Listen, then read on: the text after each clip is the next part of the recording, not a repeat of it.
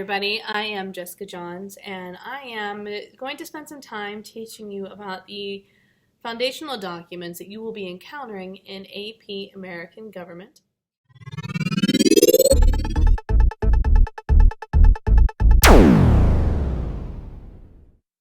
This is episode 1, the introduction to the foundational documents. It is the responsibility of all American citizens to know the history of America. And so as you study AP/Gov, we have to spend a little bit of time setting the stage of history to give you the proper context to evaluate. We need to be able to learn from our mistakes, American mistakes. We need to be able to hold government leaders accountable to the law. We need to be able to pass on the basic fundamental beliefs that make us Americans. And we need to be able to learn how to discern the words of political leaders. We need to also know how to discern what we're hearing from the mass media. And furthermore, we want to make sure that we ourselves, as far as our children and our grandchildren as well, are able to see the blessings that our country has and hopefully will continue to be able to bestow on its citizenry. Now, the foundation of the U.S. government is a Republican government, and it was founded on the concept of deep faith and religion and education. Together, these two things teach us self-government. So what are these documents that we're going to be talking about? These documents provided in the AP/Gov curriculum are only part of the story, but they are a strong beginning to the study of the foundation of the United States. So I'm going to go over them just very briefly, and then you can jump ahead to the episodes that you need to make sure that you are reviewing or learning for the first time these documents for the AP/Gov test. So the first document you're going to encounter is the Declaration of Independence. This is the Declaration of American Rights. It's also known as America's Divorce Papers from Great Britain. They are written in 1776. This is the American Creed, written by Thomas Jefferson. And it is a statement that our rights are eternal, that our rights come from nature or from God. The second foundational document that you will find is the Articles of Confederation. The Articles of Confederation are written in 1777. This is America's first Constitution.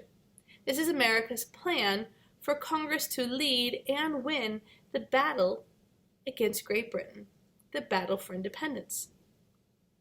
But this serves a specific purpose, peace and victory. The next document is the Constitution, written in 1787.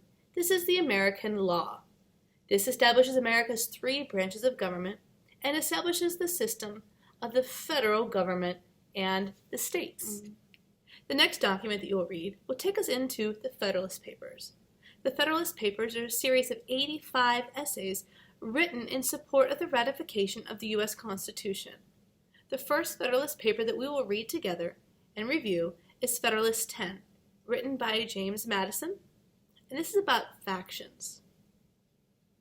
The next document is an additional Federalist paper, number 51, again written by James Madison, and it outlines the branches of government and the system of checks and balances. Federalist 70, authored by Alexander Hamilton, is going to go in depth discussing the executive branch.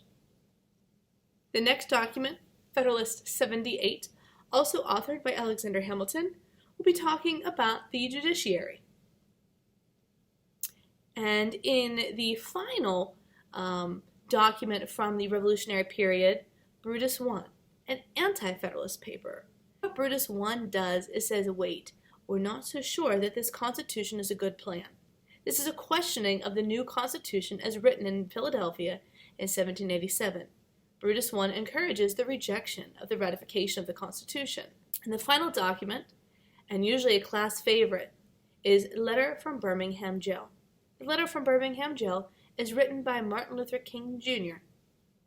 And this is the only contemporary letter. So in this introduction to the documents, I've spent some time reviewing what you're going to see in the episodes, but I actually want to spend some time reviewing a really important concept that might be getting lost in some of your classes. And that's the concept of the Founders Axiom. The Founders Axiom talks about the foundation of faith and virtue and liberty. Together, this triangular understanding of the creed, the belief system, the philosophy of our early founding fathers begins to help shape the historical context for understanding a lot more about the documents you're going to be reading. On the basis of this axiom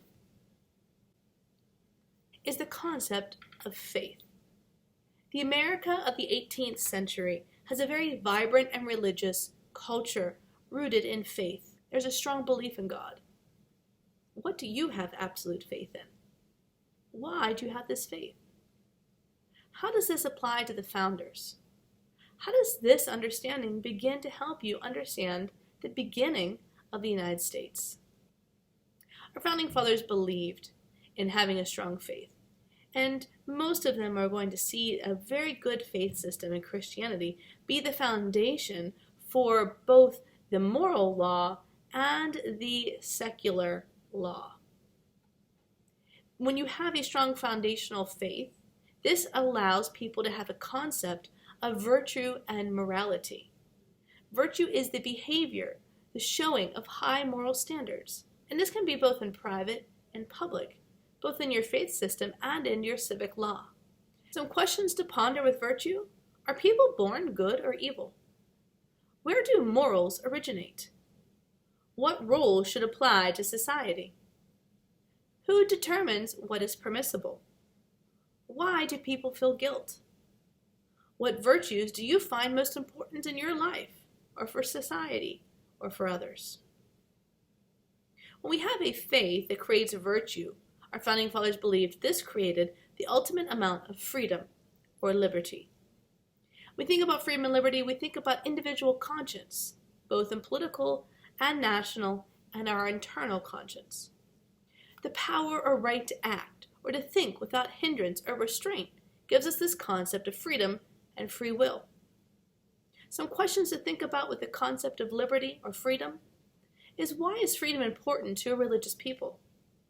Why is freedom important to non-religious people? How does faith and virtue lead to freedom? And how does freedom lead to faith and virtue? So the structure of the Founders Axiom is really the basis of the worldview that these men had for the American society that is blossoming in the 18th century.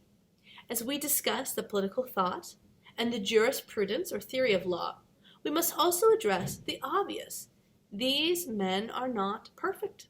When I look at Washington, the leader of men, or Madison, the father of the law and the Constitution, and Jefferson, the declarer of America's independence, I see men put on a stage for a very important purpose. I see that they're blessed, but I also see that they are not perfect. Obviously, slavery is the big elephant in the room in this context. And some, like John Adams, first Vice President and second President of the United States, relentlessly stood against the system of slavery established in the New World by the English and the Spanish. And I will certainly address these concepts more throughout the series of my lectures. For now, I want to set the historical stage for the birth of America, the 18th century world, the rise of the United States. Picture it. This is the beginning of the foundation of the revolution. Thank you for joining me in this first lecture on the foundational documents. This is Social Studies with Mrs. Johns.